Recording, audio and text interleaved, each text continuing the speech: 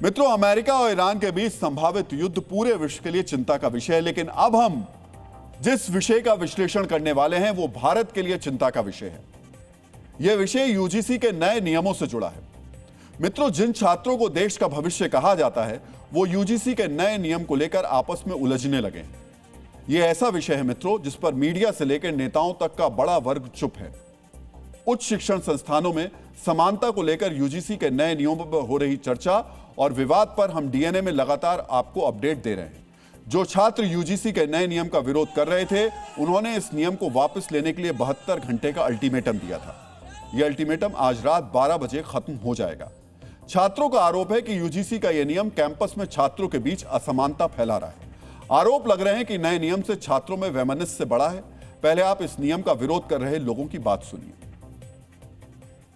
खिलवाड़ किया जा रहा है, उन पे भिन्न भिन्न प्रकार के गलत आरोप लगाए जाएंगे और जो आरोप लगाने वाला है अगर वो आरोप झूठे पाए जाते हैं तो उसके बाद में उन आरोपियों जिन्होंने आरोप लगाया है उनके लिए कोई सजा का भी प्रावधान नहीं है। तब बच्चों में लड़ाई हो जाती है आपस में। जैसे कोई कह रहा है कि कोई टॉपर बच्चा है, हमारा बच्चा कोई अच्छा टॉप कर रहा है, उसको लग रहा है कि नहीं इसको टॉप नहीं करने दे रहा, इसके ऊपर 2 मिनट में वो लगा देगा एक्ट की इसने मुझे ऐसा बोल दिया, उसका तो भविष्य खराब हो गया। एक हीन भावना, एक मानसिक टॉर्चर किया जा रहा है, क्योंकि जो भी समिति बनाई जा रही है इसमें जो समिति में सदस्य रखे जाएंगे सब या ओबीसी के होंगे या एससी के होंगे।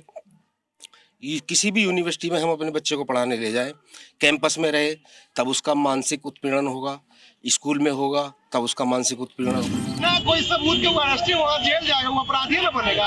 अपराधी बन के आएगा तो कहेगा सबन अपराधी हो गया है। तो ये सब चीज पे सरकार को सोचने का है और ये बिल वापस ले और इसमें संशोधन करने का काम करे।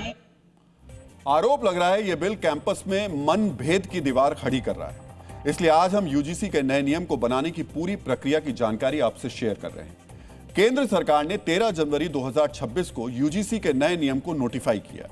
यह नियम 15 जनवरी से देश के सभी विश्वविद्यालयों में लागू हो गया, लेकिन इसे बनाने की प्रक्रिया पहले शुरू हो गई।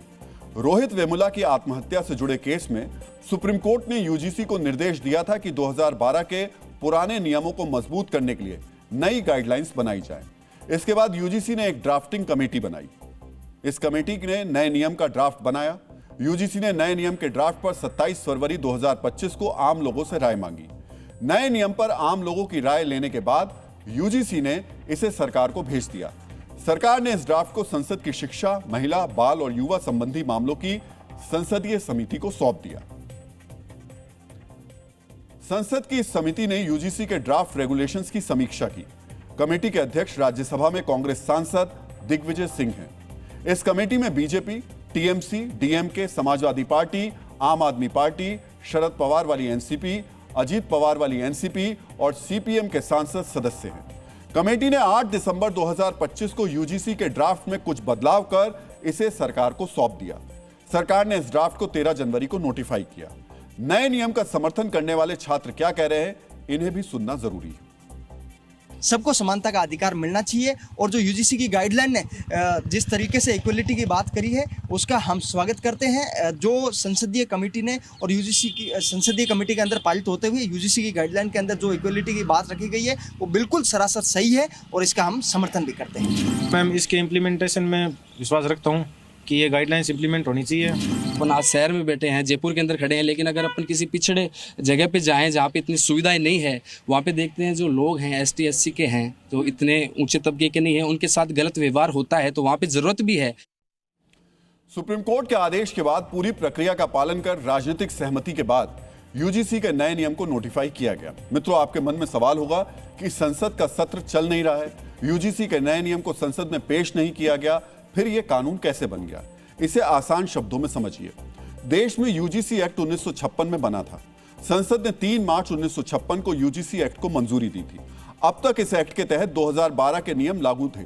सुप्रीम कोर्ट के आदेश के बाद 2026 में नए नियम नोटिफाई किए गए। इसे संसद से पास कराने की जरूरत नहीं है।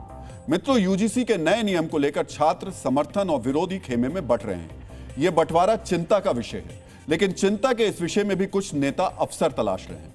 जो बंटवारा अभी यूनिवर्सिटी कैंपस तक सिमटा हुआ है, उसे समाज तक पहुंचाने की विशैली कोशिशें शुरू हो गई हैं। सुनिए कैसे यूजीसी के नए नियम को अपने बंटवारे वाली राजनीति को मजबूत करने के लिए अब आधार बनाया जा रहा है।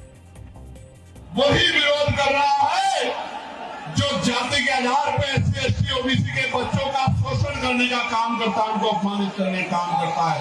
इससे किसी को दिक्कत नहीं है, सिवाय द्रोणाचार्य के जो एक रंगों का अंगूठा काटना चाहता है। मुट्ठी भर लोगों की वजह से अगर यूजीसी पे फैसला वापस हुआ तो हम 85% बहुजन समाज के लोग सड़कों पे उतर के सरकार को बताने का काम करेंगे कि हमारे बच्चों पे जो जितना जो है बड़ी बड़ी यूनिवर्सिटियों में सुसाइड और तमाम तरह के अटेम्प्ट हो रहे हैं, इस अपमान को, इस दर्द को हम लोग भूलने वाले नहीं। चेतावनी मैं सरकार को देना चाहता हूं।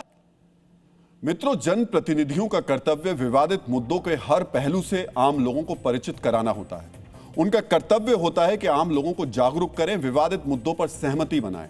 लेकिन कुछ नेता इससे भी अपने लिए सियासत का अवसर इसमें तलाश लेते हैं। आप तय कीजिए कि इसे क्या कहा जाए। हम सिर्फ इतना कहेंगे, यह देश का भविष्य कहे जाने वाले नौजवानों से जुड़ा मुद्दा है। सभी पक्षों के तर्क को सुनकर सावधानी और संवेदनशीलता के साथ इस विवाद को सुलझाना चाहिए।